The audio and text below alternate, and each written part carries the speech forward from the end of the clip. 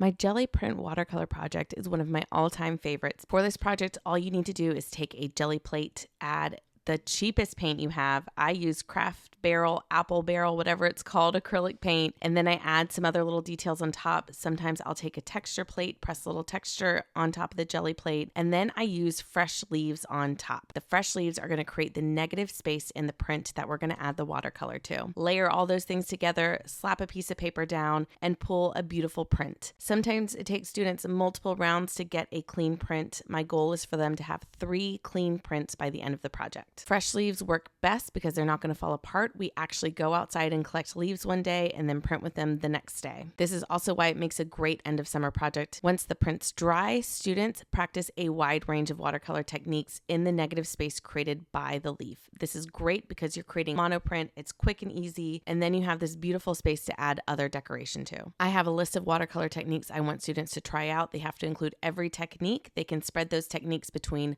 all 3 prints, 2 prints, 1 print. I love seeing how students apply these techniques and what they decide to do. Once the print is dry, students can go in with pen. They can add extra details, doodles, patterns. After that, these beautiful works of art are ready to display, and all the ghost prints created by cleaning off the plates can be set aside and used in your visual journal. I hope you give this project a try. It's super fun. Enjoy it, have fun, be creative, and happy art making.